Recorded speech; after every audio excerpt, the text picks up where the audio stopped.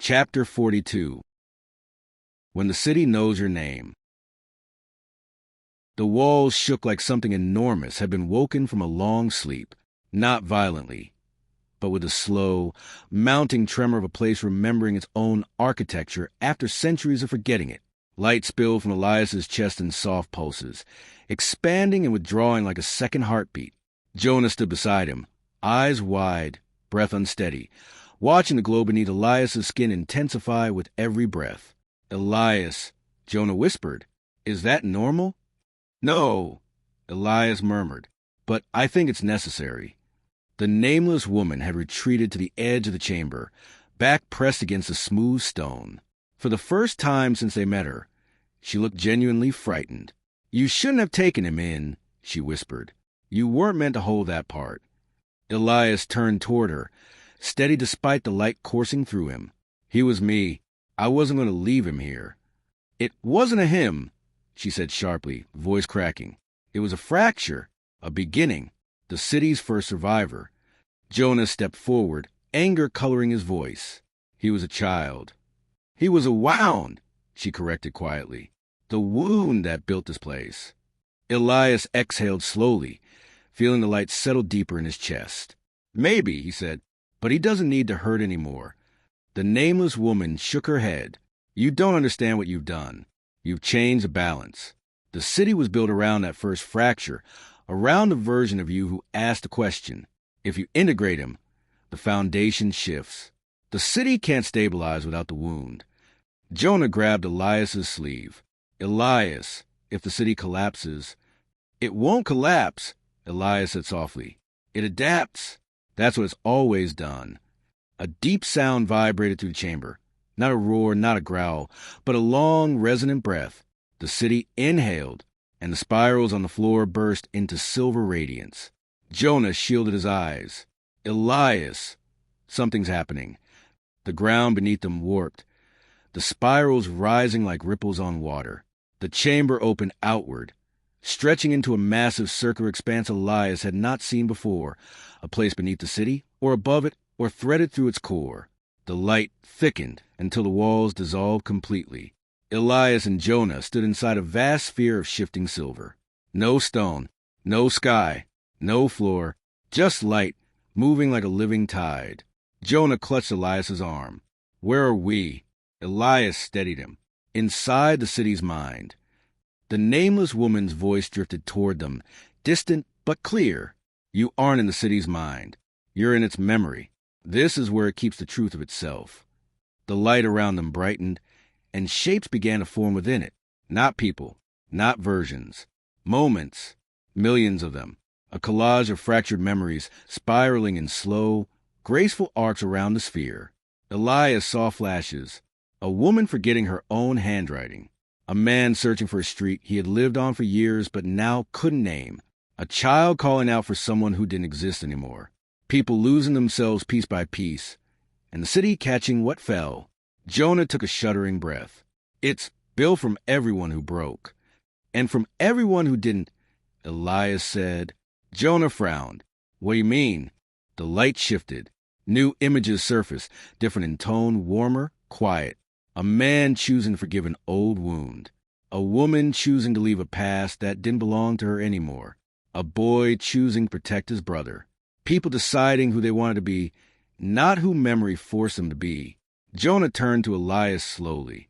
"These aren't fractures." "No," Elias said, chest glowing brighter. "These are choices." The nameless woman stepped closer, her outline wavering in the brightness. "The city wasn't only built from loss," she said. "It was built from the moment after loss.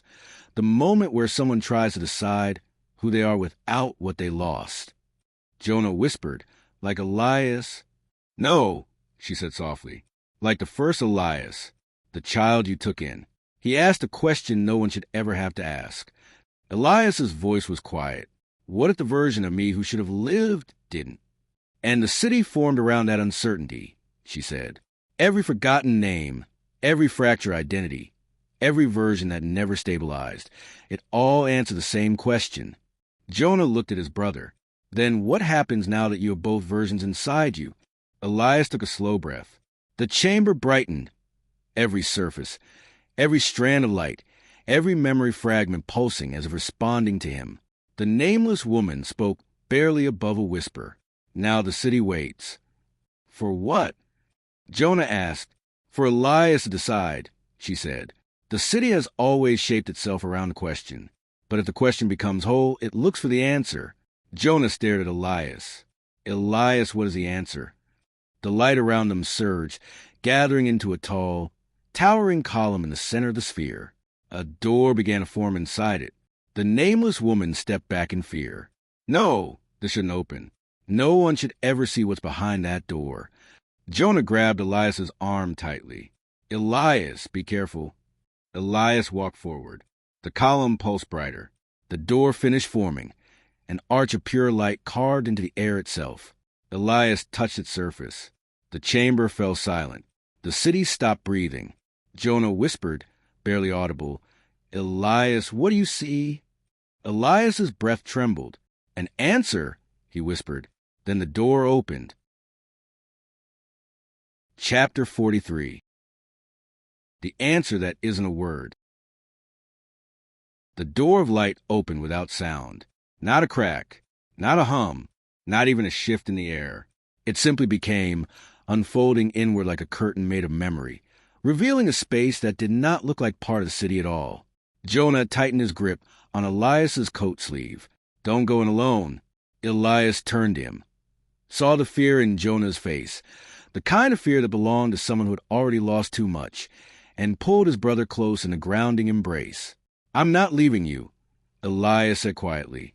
But this part, I think I have to walk first. Jonah swallowed, eyes glassy. Just don't forget me. Not now. Not after everything. Elias cupped Jonah's face with both hands. I remember you, he whispered. Nothing in this city can take that now. Jonah nodded barely. Elias let go gently, then stepped through the doorway. The light folded around him like a cocoon, warm and weightless. And when it dissolved, he stood in a place that was impossible. It was a room with no walls, a field with no ground, a memory without a person. The world around him shimmered, shaped from layers of translucent white and soft shadow. Every surface rippled like fabric caught in a wind he could not feel. Elias took one step. The ground appeared beneath his foot an instant before he touched it, forming itself around the idea of where he meant to stand. He looked around. The space was empty, until it wasn't. A figure stood a few paces ahead. Not Jonah, not the nameless woman, not a version of him.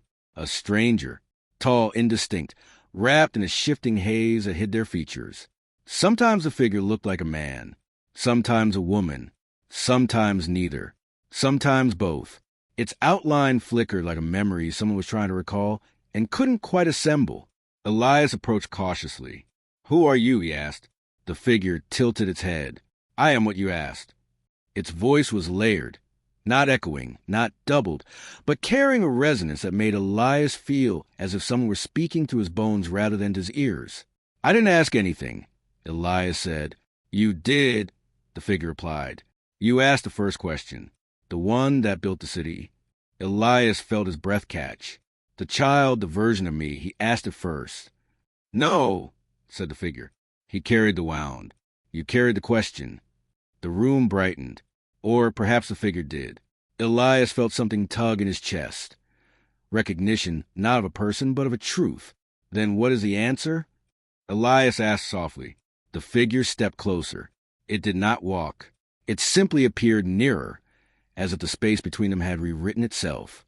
Its presence was overwhelming, even though it barely took up any space, even though Elias could not clearly see its face. The answer, it said, is not a word. Elias frowned. Then what is it? A shape. The figure lifted a hand, pale, translucent, flickering, and touched Elias's forehead with one finger. The room shattered, but not into chaos. Into memories, not as memories, not even the city's memories. The memories of every version of himself that never lived. A man who never met Jonah.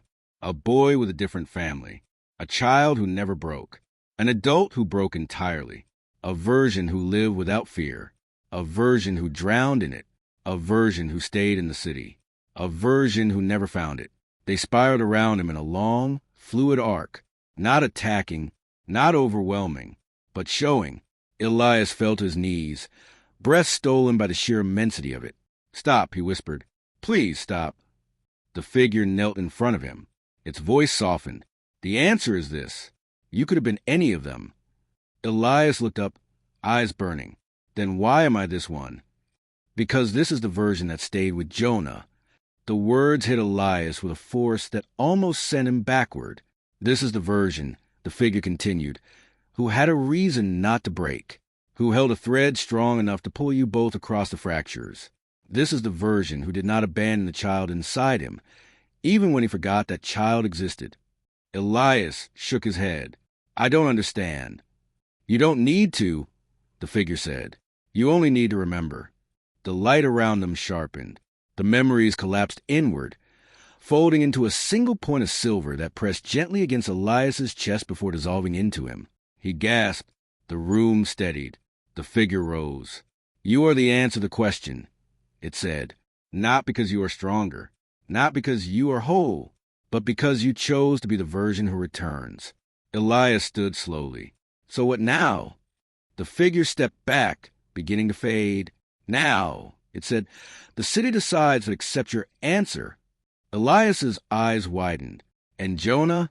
The figure's final whisper wrapped around him like falling ash. "If the city accepts you, it accepts him. If it rejects you, you both stay." The figure vanished. The light collapsed. The doorway behind Elias reopened. Jonah stood in the threshold, pale, terrified, waiting for him. Elias stepped toward him, but the city trembled, the entire chamber vibrating like a living thing bracing for a decision. Jonah reached out desperately. "Elias, what did you see?" Elias took his hand. "The truth," he whispered. "And now the city has to decide what it wants to do with it." The chamber roared, light erupting upward, walls dissolving, the city awakening, and Elias held Jonah tightly as the world shook around them. Chapter 44. The City That Hesitates. The city did not respond with an answer. It responded with hesitation. The chamber around Elias and Jonah trembled in a slow, uncertain rhythm, as if the city were gathering its thoughts for the first time in its existence. Light stretched and folded along the walls, then dimmed again, leaving behind a faint glow that pulsed irregularly, like a heartbeat trying to decide whether to accelerate or stop entirely. Jonah stayed close, fingers gripping Elias's sleeve as though afraid the chamber itself might split open beneath them. Elias held his brother's arm with the same instinctive tightness. He could feel the city's attention inside the air and the floor, and the quiet pressure brushing against the outline of his name. It was measuring him, not with hostility, but with uncertainty. "It's thinking," Elias whispered. Jonah swallowed. "Can a city think?" "This one can," Elias said.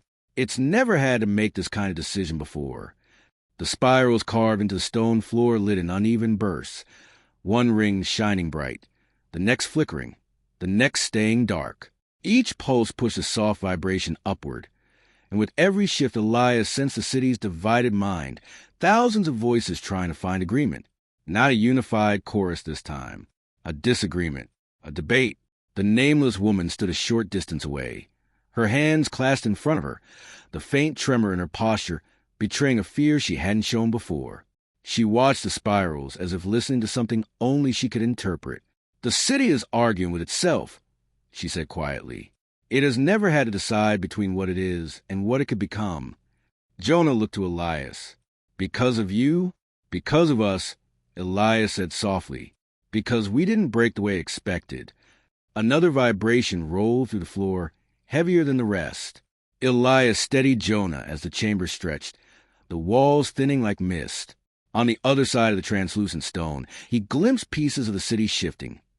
Corridors twisting into new shapes, staircases moving like mechanical parts adjusting to a new configuration. The lower city flickered, the spine straightened, the crucible sealed itself in a slow ripple of light. Every part of the city was listening. A new voice rose from the depths, low, resonant, not spoken through a mouth, but shaped entirely from presence. "Elias." The name did not echo. It arrived. It settled around him like a temperature. The tone carried no anger, no warning, just recognition, and something that sounded almost like confusion. Jonah pressed closer. I hear it too. Elias nodded. It's the city. The floor brightened beneath them. The spirals merged into a single column of light that rose above their heads, connecting the chamber to the levels beyond. Elias felt the pressure of countless memories moving to the column. Every fracture, every vanished identity the city had ever collected. We were created to hold what others could not, the voice said. We were shaped from what was lost. We kept what fell. We carried what could not survive intact. Jonah shivered. It's telling us what it is. Elias listened, the light in his chest responding in a steady pulse. We took your beginning. The city continued. We kept it safe. We let you live outside us. We watched you grow around your wound. We watched the question become something else. Elias looked toward the column of light. You didn't let me live outside you. You took something from me and left me to learn how to stand without it. The presence tightened, not affronted, but thoughtful. You continued. The city said, you built a life with another. You shaped yourself around someone you refused to lose. This is not what fractures do. This is what answers do. Jonah's voice came out quiet. He became my anchor. And he became yours, the city said. The spirals flared suddenly, bright enough that Jonah shielded his eyes. Elias felt the shift inside the light, the city touching the edges of Jonah's outline, testing the bond between them. It encountered resistance, fear, loyalty, memory. Jonah trembled but did not pull away. The pressure withdrew. We do not know what to do with you, the city said. You are not what created us. You are not what we expected. You are a question that resolved itself without us. Elias stepped forward. Then let us go. The light wavered. We do not release what we hold, the city said. We were built to keep. Jonah spoke before Elias could. But you've held enough. You've kept enough. You've carried everyone else's broken pieces for centuries. Just once let someone leave. The spirals flickered in a ripple, their glow pulsing outward like breath. The nameless woman lowered her gaze. It is listening, she whispered. It has never listened like this. The presence enveloped them again, heavier this time.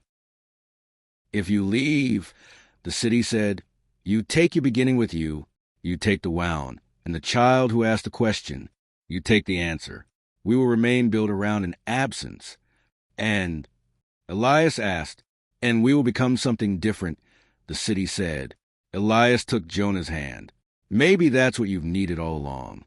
Another tremor passed through the chamber, this one clearer, sharper. Elias saw the basin of threads loosen briefly. The golden lines around Mara's form slackened, shimmered, then tightened again. The city was thinking.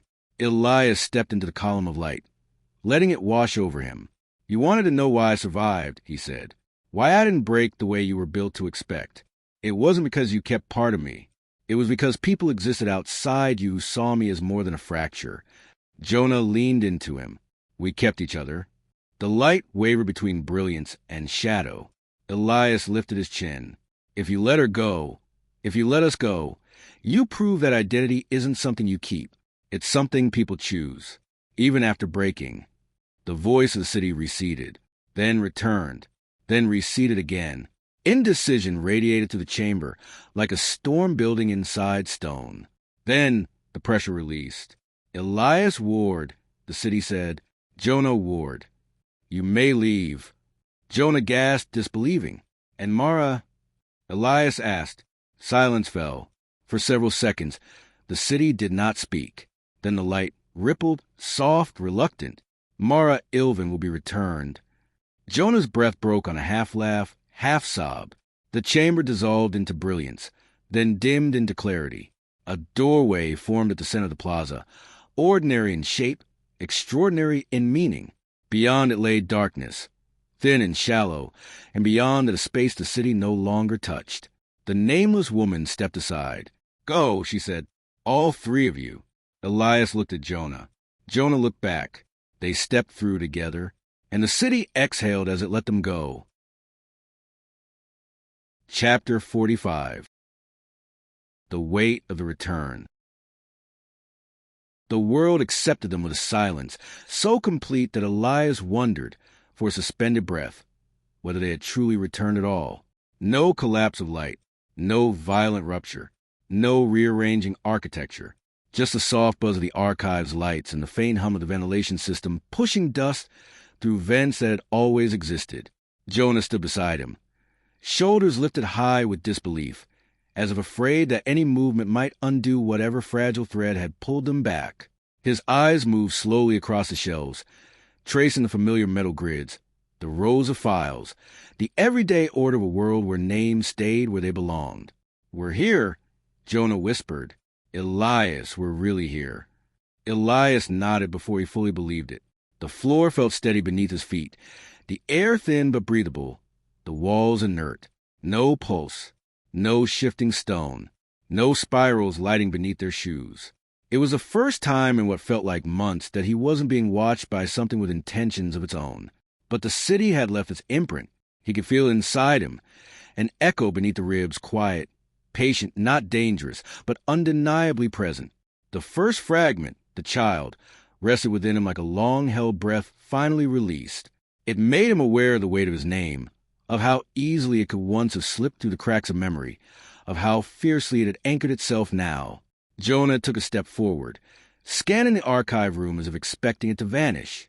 His hand brushed along the nearest shelf, fingers trembling when the cold metal remained exactly where it should.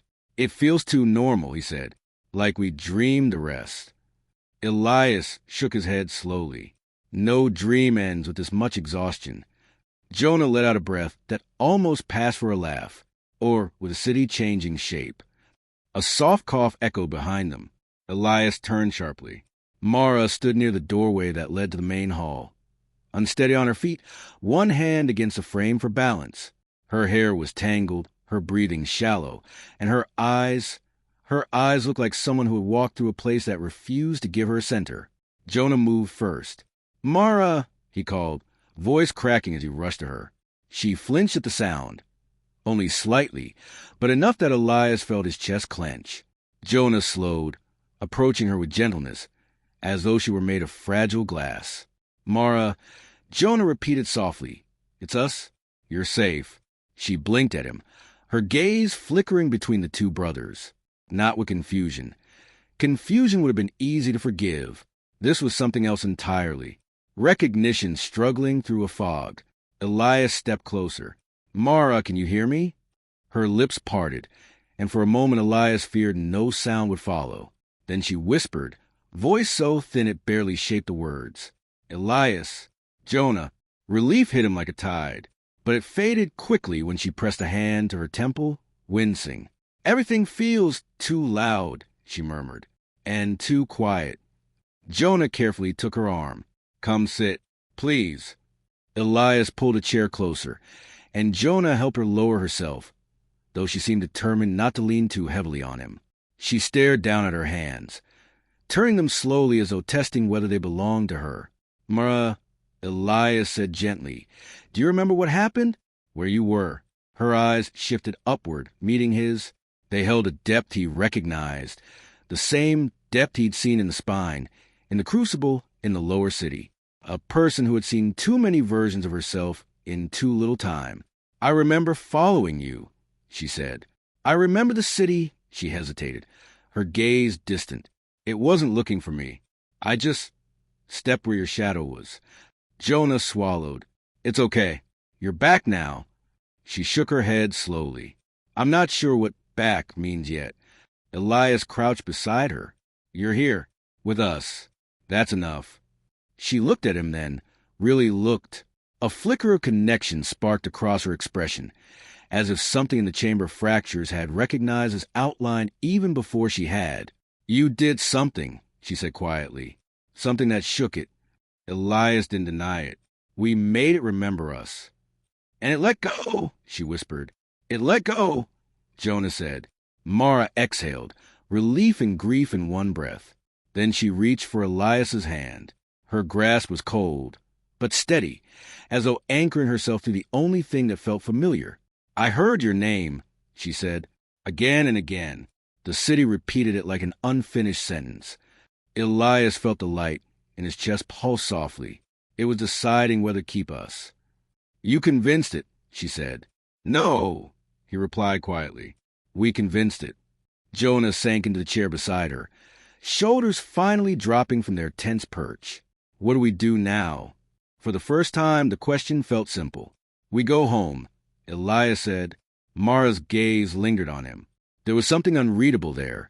Not fear, not confusion, but the faint impression of a person standing between two outlines and choosing which one belonged to her. "We can leave?" she asked. "Yes," Elias said. "Together?" she whispered. Jonah nodded. "Always," Elias added. Mara closed her eyes, letting the words settle into whatever fish of the city had left inside her. When she opened them again, some of the old clarity had returned. "Then take me with you," she said. Elias offered his hand. She took it, and for the first time since the city opened its doors, he felt the world around them hold still. Not waiting, not judging, not rearranging, just letting them be. Chapter 46. The city that stays behind your eyes. They left the archive building slowly, not because any of them feared the door would vanish behind them, but because each step felt deliberate, heavy with the weight of something unfinished. The real world greeted them with soft, overcast light. Morning or afternoon, Elias wasn't sure. Time in the city had stretched, folded, reordered itself so completely that he could no longer measure it against the sun. Jonah walked at his side, shoulders tense, gaze sweeping across the street as if expecting buildings to shift when he wasn't looking. Mara stayed close to Elias, her breath shallow, each inhale a cautious negotiation with the air. Traffic hummed distantly. A bus passed with a pneumatic sigh. A couple argued half a block away over something trivial and perfectly ordinary. It all felt too fragile. Elias had spent 2 years drowning in the absence of Jonah, building routines around a brother-shaped void. Returning should have felt like relief. Instead, it felt like stepping into a photograph that had been waiting too patiently. Jonah glanced at him. "Do you feel that?" Elias nodded, like the world a little too still. Mara pressed a hand to her temple, like we're moving and it isn't. They walked in silence for a while. Elias watched the city's normal geometry. Straight lines, fixed corners, buildings that stayed where they were placed. Yet every few seconds he felt a tug behind his eyes, a faint, pulsing memory of walls that breathed and streets that bent themselves into questions. He had expected to leave the city behind. He had not expected it to follow. A soft breeze passed through the street, stirring the leaves of a nearby tree. Mara flinched, just barely, but Elias caught it. "You all right?" he asked. She nodded, embarrassed. It felt like the branches were reaching. "They're not," Jonah said quickly. "They're just trees." "I know," she said, "but knowing doesn't help yet." Elias slowed his pace, giving her time to recalibrate herself to the quiet world that did not shift underfoot. "I don't think it's going to be immediate," he said. "Coming back doesn't erase the parts that change." Jonah exhaled, understatement of the year. They crossed a narrow pedestrian bridge over the canal. The water moved in lazy, predictable ripples. No silver light, no hidden reflection trying to mimic their shapes. Jonah leaned on the railing, staring at the surface with an unreadable expression. Elias stopped beside him. "You okay?" Jonah lowered his voice. "I don't understand how I'm supposed to feel. Everything out here feels real, but it also feels small, like the city we came from stretched the edges of everything else." "It did," Elias said, "but that doesn't make this world less real." Jonah turned toward him. "Do you think it's really done with us?" Elias didn't answer immediately, because he didn't know. The quiet in his chest was not empty. It was waiting. Mara joined him at the railing, her gaze scanning the water with an almost clinical focus. "The city didn't erase itself," she said. "It just rebalanced." Elias nodded. "And we're part of that balance now." Mara turned her face toward him. "You're feeling it too." He couldn't deny it. A subtle pulse in the back of his mind. Not calling him, not warning him. Simply existing, like a memory that had grown too heavy to sit still. "It will fade," Elias said softly, "or it will become something we live with." Jonah looked between them, like a scar. "Yes," Elias said, "Exactly like a scar." They walked again. The city felt smaller than he remembered, but not in a disappointing way. It felt manageable, steady, the kind of place that did not demand anything from him he wasn't willing to give. At a small square not far from the bridge, they stopped near a bench. Mara sat carefully, as if making sure the ground wouldn't shift beneath her. Jonah sat beside her, elbows on his knees, face hidden in his hand for a moment while he gathered himself. Elias stood nearby, the breeze brushing his coat, the world stubbornly ordinary. He closed his eyes, and in the darkness behind them, he saw the spirals. Dim, but there. He opened his eyes again and found Mara watching him. "It doesn't leave," she said. "Not completely." "No," Elias admitted, "but neither do we." Mara leaned back against the bench, the tension in her shoulders easing by a fraction. "I thought the city changed me, but maybe it just showed me the cracks I already had." "We all have them," Elias said. "Most people never see theirs up close." Jonah looked up. "We did, and we came back." Elias nodded. "That matters." They stayed in the square for a long time, letting the world settle around them. People passed by, strangers with grocery bags, parents guiding small children, an old man reading the newspaper on another bench.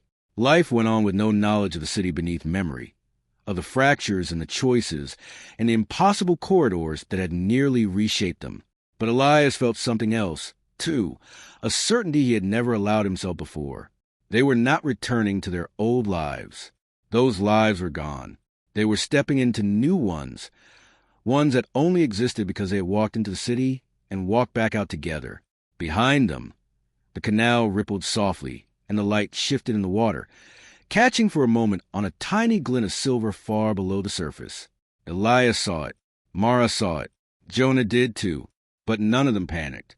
None of them stepped back. None of them broke. Because the light didn't call. It only reminded. What you take from a place like that never leaves you. But what you bring out can keep you whole. Chapter 47. What the world thinks it knows. The municipal building felt smaller than Elias remembered. Not physically. Its corridors were the same length, its walls the same shade of municipally sanctioned pale gray, but the space around him felt compressed, like a room that had been quietly emptied of air. He walked beside Jonah and Mara to the main hall, footsteps echoing over the tile floor with a clarity that made every sound feel amplified. The front desk clerk glanced up briefly, then back down at her computer, unaware that anything extraordinary had occurred. People moved past them with stacks of papers, folders tucked under their arms, the dull rhythm of bureaucratic life resuming as if no one had vanished, as if no one had returned, as if nothing impossible had happened. Jonah leaned close to Elias. "Does it feel strange that no one's reacting?" "It feels expected," Elias murmured. "Expected?" Jonah echoed. Mara answered for him. "The city doesn't let the world notice its absences. It certainly won't let it notice returns." Jonah frowned. "But hell—" Before he could finish, a familiar voice cut through the hall. Elias Ward. Detective Rowan Hale stood near the stairwell, coat unbuttoned, hair mussed as though he had been running his hands through it for hours. He held a folder under one arm, but his eyes weren't on it. They were fixed entirely on Elias, sharp and unwavering. He looked like someone who had been staring at a locked door until the handle finally turned. Elias felt Jonah tense beside him. Hale approached slowly, each step measured. "I've been looking for you." Elias kept his voice steady. "Here I am." Hale's eyes flicked briefly to Jonah, the flicker of shock masked by professionalism. Then to Mara. "You all disappeared," Hale said. "Not officially, not on paper. But you were gone. People noticed, even if they didn't know how to articulate it." Mara shifted slightly, her posture tightening. "Detective, this really isn't—" Hale raised a hand, but not harshly. "I'm not accusing you of anything." He took a breath. "I just want to understand what happened." Jonah muttered under his breath. "You and me both." Hale's gaze returned to Elias, the question in his eyes heavier than any he had asked before. "The case files, the photographs, The disappearance of your brother. And then the two of you walked back into the archive like nothing happened. Elias, I need something. Anything. Elias studied him. This man who had chased truth with a stubbornness that mirrored the city's own nature. This man whose skepticism had fractured more than once in their presence. You want an explanation? Elias said quietly. I want the truth. That's the problem, Jonah murmured. The truth isn't built for this place. Hale's jaw tightened. Try me? Elias exchanged a glance with Mara, a silent question, a silent warning. She gave a small nod, not approval, acknowledgement. The city had changed all three of them. They could not pretend the world was simple anymore. Elias stepped closer to Hale. You're looking for a pattern, he said, but the pattern isn't here. Then where is it? Hale demanded. Elias took a slow breath. In a place that doesn't appear on maps. A place built from what people lose. A place that takes when you aren't watching. Hale's eyes narrowed. A metaphor? No. Elias said, a city. Silence settled around them. Thick, immediate, charged. Hale didn't laugh. He didn't dismiss it. His expression didn't even shift. He had been in this long enough to know when Elias was lying, evading, or telling something he believed down to the bone. What kind of city? Hale asked. Mara stepped forward, voice low but steady. One that remembers the things people forget. Jonah added. And forgets the things people want remembered. Hale looked at each of them in turn. And you went there. Elias nodded. And came back. Another nod. Hale exhaled, a long, stunned breath. You realize I can't file that. You're not supposed to, Elias said. Nobody outside U.S. can hold it. The detective's eyes softened, not with disbelief, but with the weight of a man who realized he'd been standing on the wrong side of something immense for years. Then what am I supposed to do? Hale asked. Let the case go, Elias said gently. Let Jonah's file close. Let the city stay where it is. And you? Hale asked. What do you do now? Before Elias could answer, Mara placed a hand on her chest, a sudden, startled gesture. The three men turned to her. She wasn't in pain. She wasn't distressed. She was listening. Her eyes tracked something just beyond the edge of the hallway's fluorescent lighting. A ripple in the air, a faint shift of shadow, something subtle enough that anyone else would dismiss it as nothing. Elias recognized it immediately. A tremor, a return echo. Mara, Jonah whispered. She didn't move her eyes. It's residual, a trace. The city is settling. Elias felt a subtle pulse in his own chest, a quiet answering rhythm. Hale saw the shift in him. What was that? A reminder, Elias said, that no one walks out unchanged. The detective took a slow step backward, absorbing everything he had heard, or rather, everything he sensed but could not fully understand. Will it happen again? Hale asked. This time Jonah answered. No city stays quiet forever. Hale nodded once, grim and thoughtful. If you need me, for anything, you know where to find me. Elias gave a faint, grateful smile. We will.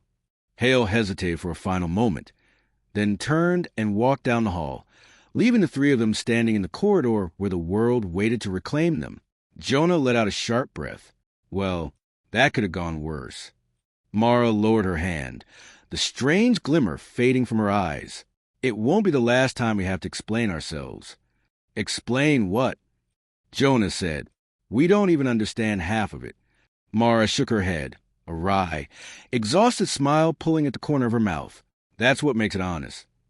Elias felt the pulse fade inside him, a soft retreat into stillness. Not gone, just resting. He looked at the exit sign glowing over the building's door. We should go home.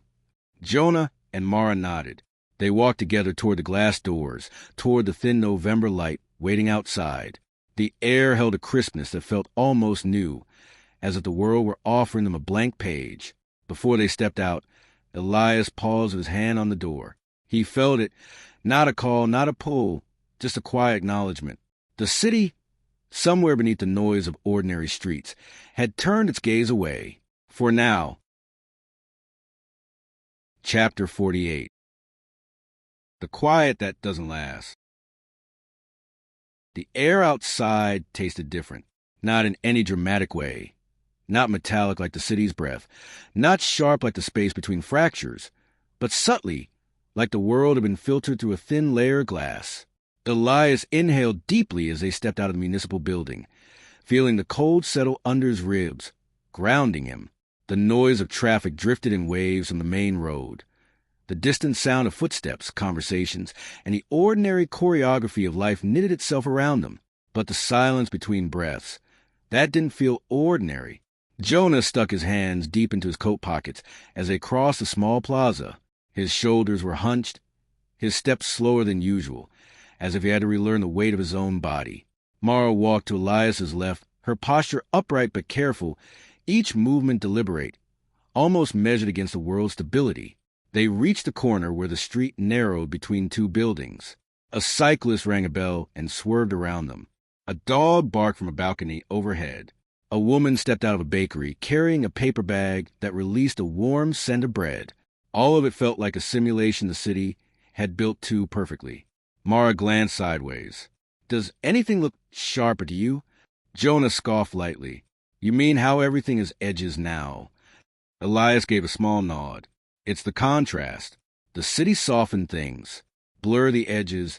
You can reshape whatever you want. And this world just..." Jonah waved at a passing car. "Stays where it is."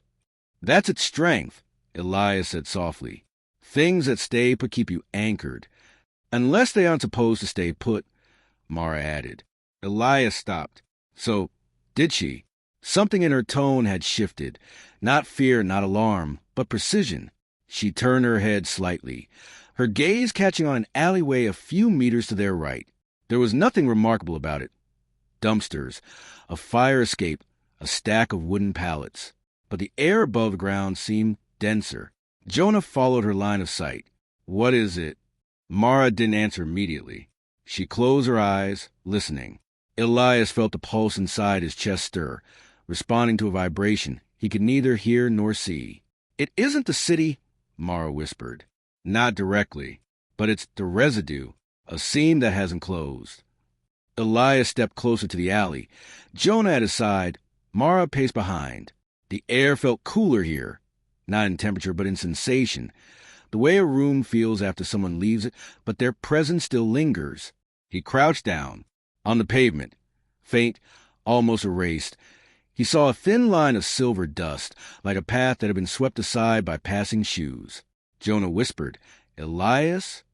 "It's nothing dangerous," Elias said, though uncertainty tugged under words. "Just a trace. When the city opened the way out, it might have left small impressions." "Like fingerprints," Mara murmured. Elias nodded. "Exactly. And they'll fade." Jonah looked unconvinced. "You sure?" "Yes," Elias said firmly, "because we're not going back." Jonah let out a breath that sounded like relief clipped by doubt. They moved on, but the quiet shifted with them. They walked in silence for several minutes until they reached an intersection near the old bookstore Elias used to visit on quiet evenings.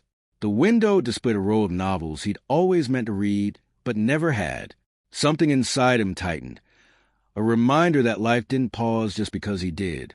As they passed, Jonah slowed, then stopped entirely. "Elias," he said softly, "come here." Elias retraced a few steps until he stood beside his brother. Jonah pointed to the tips of his fingers. They were trembling, not violently, minimally, but unmistakably. "It's like I'm..." Jonah shook his hand. "Like I'm not fully caught up." Mara stepped closer, worry flickering across her face. "Your identity reformed fast. Too fast. The city held you differently than it held Elias. It let you leave, but the reintegration takes time." Elias placed a hand on Jonah's shoulder. "It will settle. You're here. This is real. You're real." Jonah looked at him, pupils dilating slightly, grounding himself. "I know. It just feels like my outline keeps trying to adjust." Elias squeezed his shoulder. "Then let it. Adjusting is not breaking." Mara's voice softened. "You came back whole, Jonah. Just give yourself permission to feel it." He nodded slowly. "Yeah, okay." They walked a bit longer before Mara stopped abruptly. She braced a hand against a street lamp. Taking a slow, controlled breath, Elias stepped toward her. Mara, she raised a hand, not to push him away, but to pause him. I'm fine, she whispered. It's just everything inside me is louder than it should be. Elias frowned gently. Louder? She looked up, and for an instant her eyes held the faint shimmer of the basin's golden light. The city doesn't let go all at once, Mara said quietly. It unwinds in layers. It invested itself in me more than I realized. Jonah's voice tightened. Is it dangerous? No, she said slowly. Just complicated. Elias reached for her hand. She let him hold it. Her fingers were cold, but steady. You're here, he said. You're not in that place anymore. Mara looked around. The buildings, the passing cars, the distant chatter of people moving through their predictable lives. And something in her expression softened, like a knot loosening. I know, she said, and I'm glad. They continued walking until the day began to dip into evening. Street lamps flickered on in the fading light. The sky turned a deep, soft blue. Shadows lengthened across the pavement. And then Elias stopped. A faint sensation pricked the back of his mind. Not a pull, not a summons, just a whisper of attention. He turned slowly toward a nearby building, an ordinary wall, blank except for a collection of old posters peeling at the edges. Jonah noticed his shift. Elias? What is it? Elias stepped closer to the wall. His breath caught between the layers of torn paper. Barely visible, revealed only by the fading sunlight, was a shape, a narrow door, drawn in graphite, the kind the city used, or remembered. Mara's breath hitched. No! Elias touched the outline with his fingertips. The drawing did not move, did not respond, did not open. It remained what appeared to be a memory of a door, nothing more. But the graphite was fresh, not old, not weathered, not accidental. Someone had drawn it, recently. Jonah whispered, You said the city wasn't calling. It isn't. Elias said, This isn't the city. Mara's voice tightened. Then who? Elias stared at the drawn door, at the faint, almost invisible impression of someone's hand having pressed the pencil too hard. Someone who had seen that shape before. Someone who had walked those shifting streets. Someone the city had touched. The cold settled deeper under his skin. We're not the only ones who came back, Elias said softly, and the quiet around them, ordinary, steady, gentle, no longer felt quiet at all. Chapter 49. The Ones Who Returned Without Knowing. Night settled over the city with a quiet that felt almost deliberate, softening every outline and deepening every shadow. Elias, Jonah, and Mara stood before the wall, staring at the graphite door as if it might vanish if they blinked. Cars passed behind them, their headlights slicing briefly across the pavement. A couple walked by laughing, oblivious to the three people frozen in front of a shape no one else would notice. The world continued its rhythm. They remained suspended outside of it. Jonah brushed his fingertips over the drawn line. It's fresh, Elias. The graphite hasn't been exposed long. Mara moved slowly along the edge of the wall, inspecting the markings with the hyper-awareness of someone who no longer trusted stillness. Whoever drew this did it on purpose. This isn't random graffiti. Elias inhaled deeply. Someone who's seen the city. Or, Mara added quietly, someone who hasn't fully left it. A chill slipped under Elias's coat, but it wasn't the cold that made him shiver. It was the implication, the whisper tucked inside the lines of charcoal, that the boundary between worlds wasn't as sealed as they wanted to believe. Jonah pulled back from the wall. I don't want to be dragged in again. It won't drag us, Elias said, though the steadiness in his voice felt forced. It's not the city. This is a message. Mara tilted her head, listening to something only she could detect. Her expression tightened. A message or an invitation? Jonah's jaw clenched. From who? Who else got out? Mara didn't answer. Instead, she turned her gaze toward the far end of the street, eyes narrowing slightly. Elias followed her line of sight. A figure stood beneath a broken street lamp near a silent vending machine. Still, watching, Jonah's breath caught. You see him too, right? I do, Elias said. Mara stepped forward. That's not a bystander. The figure remained motionless for a long moment. Then, slowly, he inclined his head toward them. Not a greeting. A confirmation. Yes, I've been waiting. Elias felt his pulse tighten. Jonah whispered, Is he from the city? No, Elias murmured. Not exactly, but he knows it. Mara spoke the name before he could. Ro. The figure pushed away from the wall and began to walk toward them. Not hurriedly, not threateningly, but with a deliberate calm that carried the weight of inevitability. The lamplight caught his face as he approached. Dr. Kepler-Rowe looked older than before, not older in years, but older in gravity. His features seemed held together by effort rather than structure, as if his identity were something he had to consciously maintain. He stopped a short distance away, studying them one by one. Elias, Jonah, Mara, I've been waiting for you, Rose said. His voice was quiet, lacking the echoes of the city, but carrying something fractured beneath its surface. Jonah took a step forward, anger simmering. Have you been following us? I recognize a disturbance, Rose said. Your return left waves, and the three of you created more than you realize. Mara's tone sharpened. Did you draw the door? No, Rose's answer was calm, but not comforting. That wasn't me. Silence tightened around them. Elias spoke softly. Then who did? Who else came back?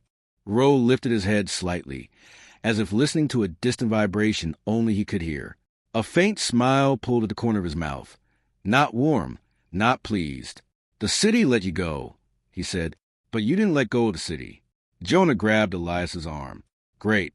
And now, Rose said, you prepare? Prepare for what? Jonah snapped. Rose ignored him. Or perhaps he couldn't follow multiple voices anymore. He focused entirely on Elias, examining him the way a scientist studies a phenomenon that defies measurement. When the city failed to hold you, Rose said, it meant your presence altered its equilibrium.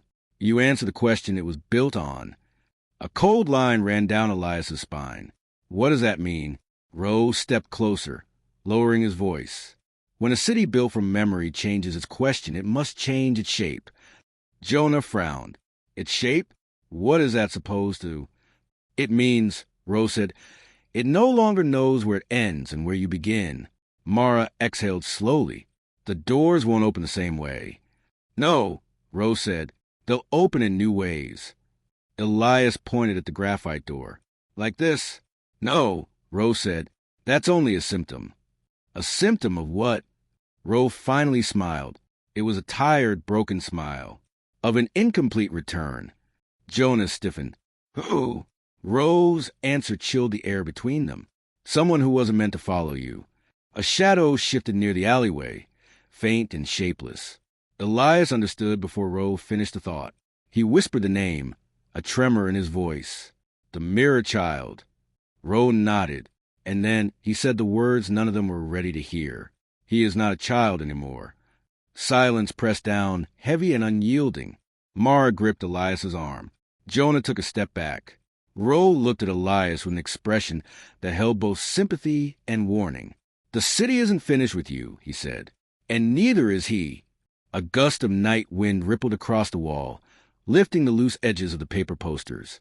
For one fleeting second, the graphite door seemed to lean toward them. Then everything stilled again, but the stillness no longer felt harmless. Chapter 50. The Shadow That Learned Your Name. The cold deepened as the night stretched forward, swallowing the edges of the street in quiet increments. Cars passed in the distance, their lights smearing faint reflections along the shuttered storefronts. Elias stood still, the graphite door behind him like a wound pressed into the world, while Rose's words echoed in the hollow space between his breaths. He is not a child anymore. Jonah was the first to break the silence. What does that mean? His voice was thin, pulled tight at the edges. What happens now? Rose didn't answer immediately. His gaze drifted past them, toward the dim street lamp, toward the spaces between the shadows. Not looking for something, waiting for it to arrive. Elias felt it before he saw anything. A pressure, a shift, a familiar wrongness settling under his ribs, as if the air had tilted a degree off-center. Mara touched his arm lightly. "Do you feel that?" He nodded once, slowly. Jonah swallowed. "Is it him?" Before Elias could speak, Ro lifted a hand. "Don't move." The street darkened, not gradually. Suddenly, like a film reel flickering and catching, the lamps dimmed to half their strength.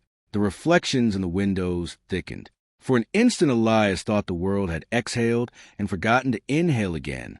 Then a shape stepped into view. Not from the alley, not from behind a corner, not from any direction that made physical sense. It stepped out of the dark itself. A tall figure, lean and narrow, draped in a long coat that moved with the lazy fluidity of something not quite bound to gravity. Its head tilted slightly, as if listening to a voice no one else could hear. The face, what could be seen of it, was pale, drained of color, the features softened and unfamiliar, built from the faintest memory of a child Elijah once met in a fractured place. But the eyes, they were the same, the mirror child's eyes, except now they held intent, not curiosity, not mimicry, but knowledge. Elias felt Jonah press against his side, as if instinctively seeking the only anchor he trusted. Mara inhaled sharply, her voice trembling even though she kept it steady. "It followed us," she whispered. "It crossed the threshold." Ro exhaled, slow and resigned. "It's no longer bound by the city's walls. It learned the answer before the city did." The figure took a step toward them. The sound was soft, too soft, as if the ground weren't fully supporting its weight. Elias stepped forward. "Stop," he said. "You don't need to be here." The figure's head tilted again, almost a mirror of the way the child in the spine had leaned toward him. It lifted a hand, not a threatening gesture, a recognition. "You!" it whispered, not with a child's voice, not with an adult's either. Something in between, shaped from layers of echo and memory. "Elias." Jonah flinched at the sound. Mara placed a hand over the pulse in her neck, as if steadying it. The figure stepped forward again. "You left," it said. "We watched." Elias's breath caught. "We had to." "You left," the figure repeated. "And we learned." "What?" Elias asked softly. "What did you learn?" The figure's gaze sharpened, a strange, uncanny focus. "That you are two," it said. "More than one version. More than one answer. You changed the city." Elias swallowed. "We didn't mean to." The figure's expression, if it could be called an expression, tightened. "You broke the question." Rose stepped beside Elias. "And now?" The figure shifted its weight, its coat murmuring against the pavement like fabric caught in a subtle current. Now the city asked a new one. Mara's voice cracked. "What question?" The figure raised its head. The street around them stilled. Even the wind paused. "Who are you without what you saved?" Elias felt the world tilt under him, a blade disguised as a sentence. Jonah grabbed Elias's arm. "Don't answer it. Don't you dare." But the figure continued. "You saved him." Its eyes moved to Jonah. But saved is not the same as whole. Jonah's breath stuttered. "You saved her," it said, turning slightly toward Mara. "But saved is not the same as returned." Mara froze. "And you saved yourself," the figure said finally, looking back at Elias. "But saved is not the same as true." The ground beneath their feet hummed, soft, rhythmic, like a distant heart beating through layers of stone. "Elias Ward," the figure said, "the city released you. I did not." Ro whispered under his breath, "Elias, do not engage with it." But it was too late.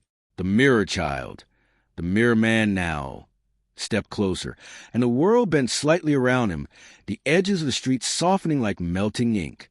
"I followed," he said, "because I lost the question when you took it, because I am what the city was before it reshaped." Elias felt something inside him answer, a tremor from the first fragment still nestled in his chest. "What do you want?" Elias whispered. The figure's voice softened, unbearably, heartbreakingly gentle. To finish, Jonah stepped in front of Elias. "No, if you want him, you go through me." The figure's gaze slid to Jonah. No anger, no surprise, simply acknowledgement. You came back incomplete. Jonah's jaw clenched, but he didn't step aside. Mara moved beside Jonah. None of us are going anywhere with you. The figure regarded her with a faint tilt of the head. Curious, almost respectful. You changed the city more than he did, it murmured. You carried its threads. You held its memories. You hold them still. Mara's breath hitched. Elias saw her struggle not to step back. The figure returned its gaze to Elias. You must choose, it said. Choose what? Elias whispered. Which version of you lives? Jonah grabbed Elias, so tightly it hurt. No, Elias, don't listen. Ro finally stepped forward. This ends now, he said, his voice firm for the first time in years. The figure slowly turned toward him, and for the first time, its expression changed. Recognition. Old, worn, tired. You stayed, the figure whispered. Ro swallowed hard. Someone had to. You didn't answer, the figure said. No, Ro murmured. I didn't. The figure reached out a hand, not to Elias this time, but toward Ro. You can't stop me. Ro trembled, but held his ground. I know. The figure stepped back. The air shifted. The graphite door behind him darkened, the lines growing sharper, deeper, as if carved by invisible pressure. For a moment Elias feared it would open, but it didn't. The figure lowered its hand. You broke the question, it said again. Now the city wants the answer. Elias steadied himself. And I'll give it to you, but not tonight. The figure blinked, slow, deliberate, and human. Not refusal, not acceptance. A pause, a waiting. Then the figure stepped backward and backward again, and the shadows swallowed him, folding around his shape until nothing remained. The street lamps brightened. The world exhaled. The cold loosened. Jonah collapsed into the nearest wall, shaking. Mara pressed both hands against her face, whispering something that sounded like a prayer she didn't believe in. Rose stared at the darkness where the figure had vanished. It isn't finished, he said. Elias nodded slowly. No, he whispered, but we are still here. Ro turned to him. And now you must be more than one version. Elias lifted his gaze toward the night sky. He didn't know what the next question would be. He didn't know what the city wanted. He didn't know what the mirror child, the mirror man, would do. But he knew this. He would not walk into the city again alone. He would not choose in the dark. And he would not let the world forget what they had become. The night breathed around them. A pause, a promise, a threshold. And the story of Elias Ward, the one who returned, was not finished. Not yet. Epilogue. The name that remains. Winter arrived quietly that year, settling over the city in slow layers of frost that crept along windowsills and softened the sound of the streets. Elias walked a long path toward the river alone, the cold air brushing his cheeks, his breath forming thin clouds that disappeared before they rose above eye level. It was early morning, the kind of morning where even the sun seemed reluctant to rise. He stopped on the pedestrian bridge, the same one where a strange boy had once offered him a strip of photographic film. The memory of that moment felt distant now, not because it faded, but because everything that came after it had carved deeper, sharper lines inside him. Jonah was safe. Mara was healing. And yet, the world had not returned to what it was. Elias rested his hands on a railing and looked down at the slow, muted flow of water beneath him. The current dragged the reflection of the sky into long, trembling streaks, as if the river were trying to decide which version of the morning it preferred. Footsteps approached, deliberate and unhurried. He didn't turn immediately. He knew the rhythm. Couldn't sleep? Jonah asked as he came to stand beside him. Elias smiled faintly. Did I ever? Jonah leaned on the railing, his breath rising in small bursts. His movements were steadier now. The tremors had almost vanished. Almost. I had a dream, Jonah said quietly. Not like the ones from the city. Just a normal dream. About the house on Brookfield. The one we lived in when we were kids. Elias nodded. That's a good sign. Jonah shrugged. Maybe, or maybe it's starting to blur. Elias looked at him, waiting. Jonah tapped the railing lightly. I opened the door in the dream, and for a second I didn't recognize the hallway. Not because it was wrong, just because it didn't feel like it belonged to me anymore. Elias exhaled slowly. You're not losing it, Jonah. You're rebuilding it. Feels the same sometimes, Jonah whispered. Elias placed a steady hand on his shoulder. Jonah didn't pull away. Mara said the same thing yesterday. Jonah continued. She said her mind feels like a room she hasn't finished moving into, like she's searching for the light switch. Elias smiled, small and tired. She'll find it. Will you? Jonah asked. Elias didn't answer. Not right away. The question was gentle, but it struck something deep, a place inside him the city had touched too many times to ignore. I don't know, Elias said, but I'm still here. Jonah nodded. That matters. They stayed on the bridge a while longer, staring at the river that carried reflections of buildings that stayed exactly where they were supposed to. The world was stable, predictable, unchanged, except for the parts that weren't. Elias reached into his coat pocket and pulled out a folded slip of paper. It wasn't new. He had found it pinned under a book on his desk 2 nights ago. No one had seen who left it. No one claimed it. Jonah saw the paper and tensed. Is that? Yes, Elias said softly. Jonah swallowed. Read it again. Elias opened the slip of paper. Only one sentence was written inside, in hurried handwriting that didn't belong to Roe or Hale or anyone Elias knew. A name is a door. Which one will you open next? Jonah closed his eyes. It's him, isn't it? Elias folded the note again, pressing the crease flat with his thumb. It's a message. Or a warning, Jonah said. Elias shook his head. Warnings end things. Messages begin them. Jonah didn't argue. The wind shifted, carrying the faint scent of winter rain. Elias looked up toward the far side of the bridge, and there, just for a second, the fog thickened into a shape, a narrow outline, a doorway drawn from memory, not graphite. Then the fog dispersed. The bridge was empty. Jonah saw the look on Elias's face. You saw something. Maybe, Elias murmured. Maybe not. Jonah let out a hollow laugh. That's exactly what you say when you definitely saw something. Elias didn't deny it. He looked at the river one last time, letting the cold settle into his bones, letting the city, the real one, sit steady beneath his feet.